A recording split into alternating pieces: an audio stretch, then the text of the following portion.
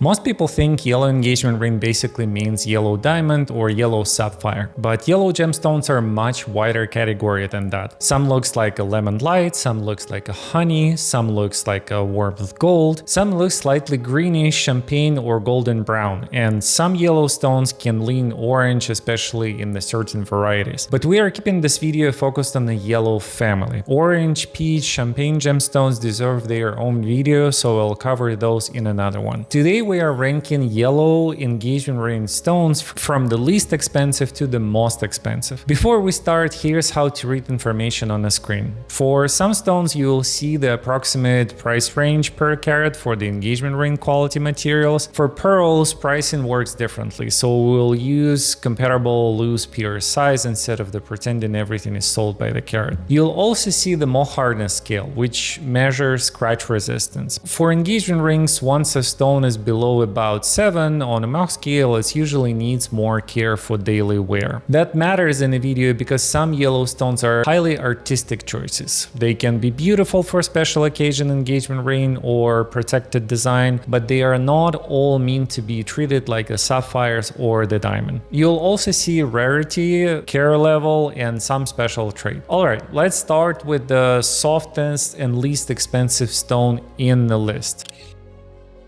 Honey calcite has a warm, translucent glow. Good pieces can look almost like an amber syrup inside of the stone. That is attraction. It gives you a soft honey yellow feeling at a very low price. But calcite is extremely soft, around 3 on the Mohs scale, so this belongs here as the visual reference and artistic choice. If someone loves that honey glow, I would keep the design very protected and treat it like a special occasion jewelry.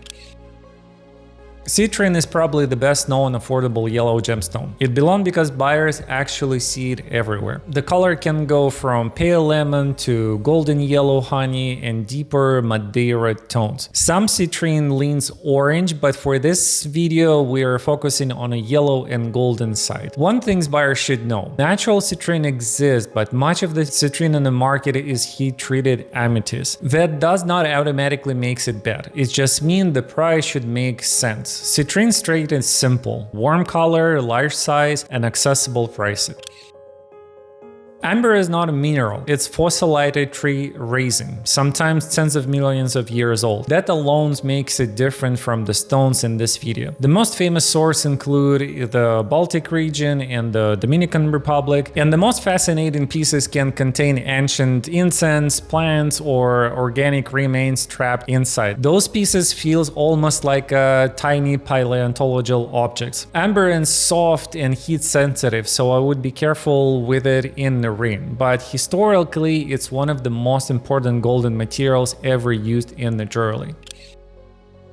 Sunstone has one of the best names in the yellow gemstone world. The beauty comes from the internal flashes called adulorescence. In Oregon Sunstone, copper inclusions can create glittering effects that almost looks metallic in a light. That gives the stone a very different feeling from the citrine. Citrine is warm and clean, Sunstone can look alive from the inside. Some stones leans peach, copper, or orange. For engagement rings, some stones need more care than the sapphire, but the visual effect is very distinct. Yellow apatite can be surprisingly vivid. Some stones have a bright lemon or a neon yellow color that looks much more expensive than the price suggests. That is why buyers notice it. The trade-off is durability. Apatite is around 5 on the Mohs scale, so it scratches more easily than classic daily wear ring stones. I would think of yellow apatite as the color stone first. It can be beautiful in a protected or occasional wear design, especially if the buyers love that electric yellow look. Quick pause. If you're shopping for the engagement ring, check our playlist in the description below. It walks you through the key parts of the process step by step so you can make a better decision with more confidence. I hope it helps, and I would love working together. Heliodor is the yellow to golden variety of beryl, and beryl is an important gemstone family. Emerald is the green beryl, aquamarine is the blue beryl, morganite is the pink to peach beryl. Heliodor is the golden member of that family. The names literally means gift of the sun. Visually, Heliodor can feel elegant, warmth without becoming too orange. For engagement ring, this is one of the more serious, affordable yellow options. It has better durability than many stones before it, and a large clean stone can still be relatively accessible.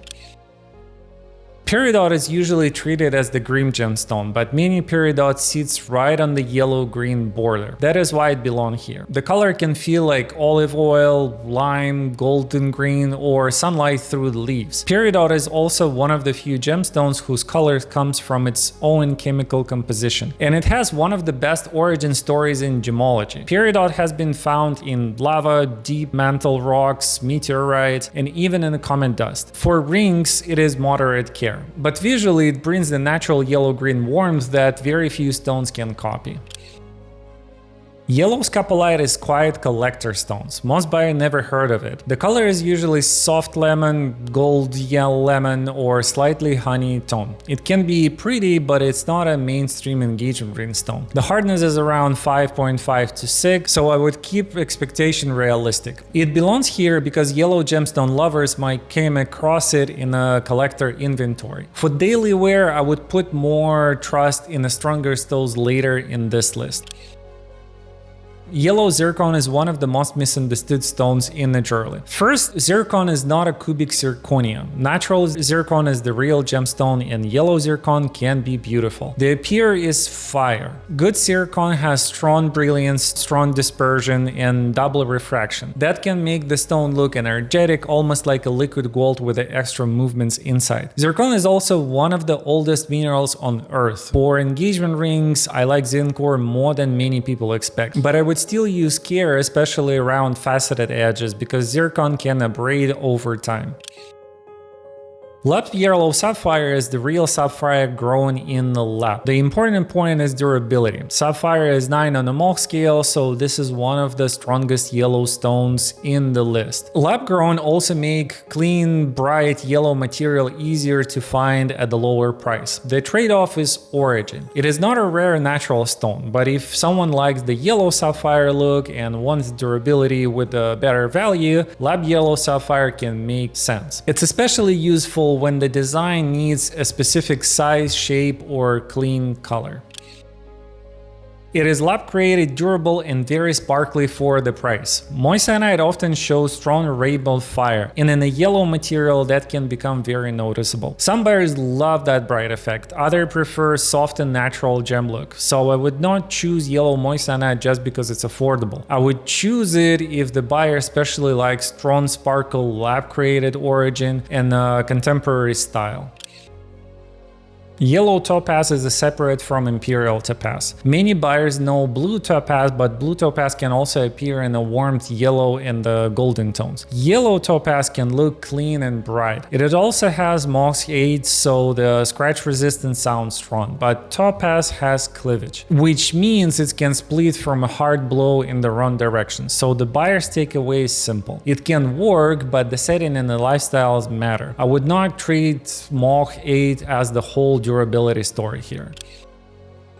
Yellow tourmaline is rare compared with the pink, green, and blue tourmaline. That makes it interesting. The best stones avoid muddy brown or overly dark modifiers. They feel green, bright, and unusual. Tourmaline has the decent durability, around 7 to 7.5, so it can work with care. The main appeal is personality.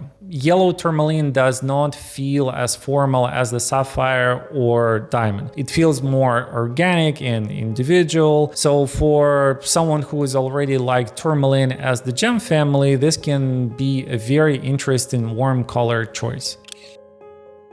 Sphene, also called Titanite, is one of the wildest sparkle stones in this video. Its dispersion is higher than the diamond. That means when it moves, it can throw strong rainbow flashes. The colors usually sit between yellow, green, honey, golden, olive, and sometimes chrome green. So why is it not everywhere. Durability. Sphene is soft for ring, especially for engagement ring around 5 to 5.5 on a Mohs scale. It belongs here because the light performance is genuinely exciting, but I would treat it as a collector or special occasion stone, not a low maintenance engagement ring. Sphalerite takes the fire conversation even further. Its dispersion is extreme. In some stones, the flashes can look almost unreal. Color can be amber, cognac, caramel, golden brown, or honey. But Sphalerite is even softer than Sphene, around 3.5 to 4 on the Mohs scale. So this is not a practical daily ring stone. It belongs here because it shows how dramatic yellow collector stones can be. For a ring, I would only consider it as the very well protected occasional wear design.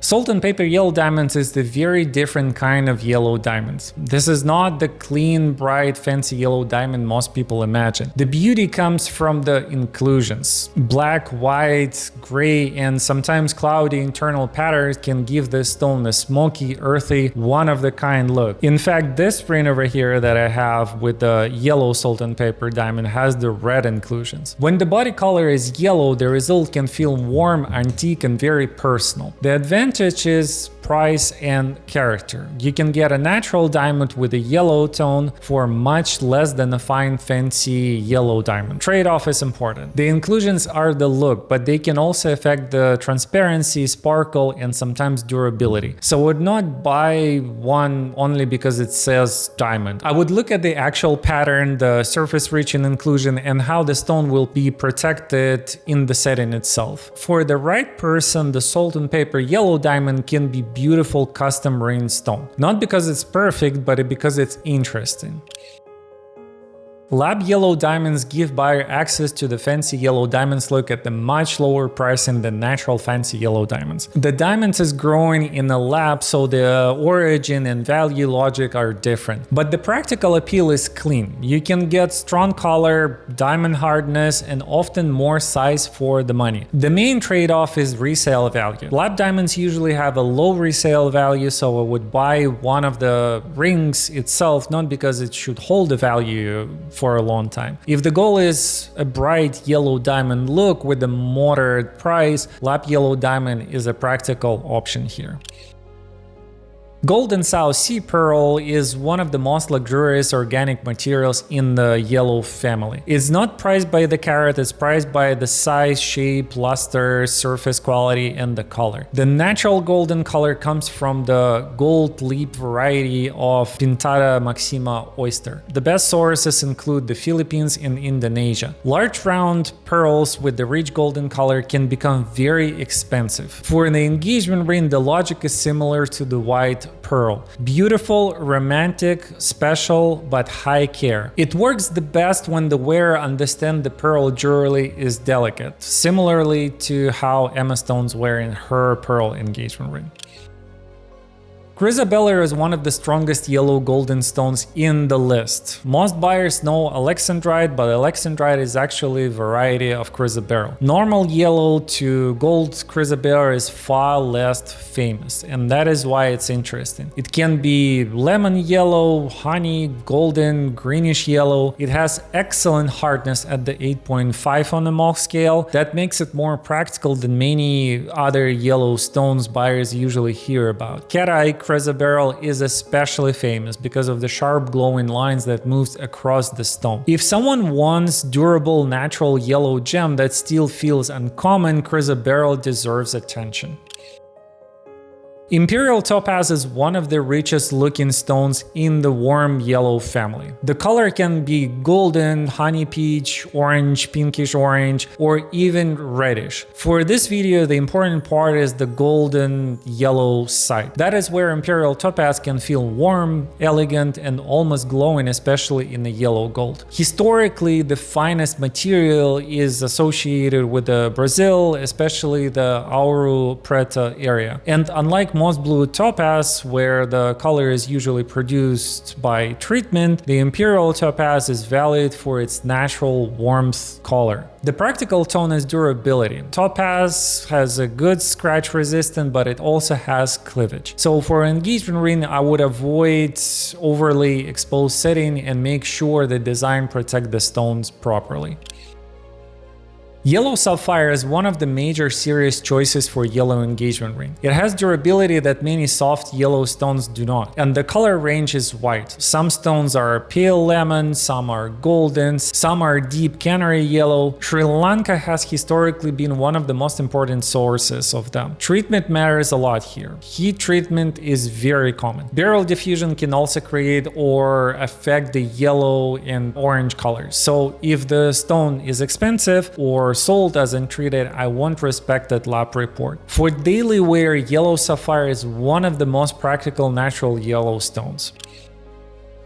And finally, yellow diamond. This is the classic expensive yellow benchmark. The color comes from nitrogen in the diamond crystal structure, and intensity matters here. A light yellow diamond and the fancy vivid yellow diamond are not the same market. Fancy intense and fancy vivid yellow can become dramatically more expensive, especially in the larger sizes. The most famous example is the Tiffany yellow diamond, a 128.5 carat yellow diamond that became one of the most recognized colored diamonds in the world. For engagement rings, yellow diamond offers durability, brilliance, and prestige, but I would still focus on the actual color and cut, not just the word yellow. That's why the yellow diamond stays at the end of this list. Not because every yellow diamond is automatically best choice, but because it's still the main reference point for rarity, durability, sparkle, grading, and long-term traditions in a yellow engagement ring. And that brings us to the real point of this video. The better question is not only which yellow stone is the best. The better question is which one fits the personality and the design. In the custom engagement ring, the stone is not just a material. It became part of the design language. It shows fit to the lifestyle, the setting, the personality of the person who is actually going to wear it. So I would not choose only by the price, hardness, and popularity, although those things matter. But they are also not the whole decision. Choose the stone that makes sense for the ring you're actually creating. Before you buy, learn how that specific material behaves in the real life. Because yellow gemstones can look close in a simple chart, but on the hand, they wear differently, glow differently, sparkle differently, and create a very different ring. If one of those stones caught your attention, we have a full in-depth video of those stones in this channel. You'll find a lot of valuable information. Check our playlist as well. We're talking about durability of the engagement ring and a few other things. Thank you so much for watching. Leave your questions in the comments if you have any, and I'll see you in the next one.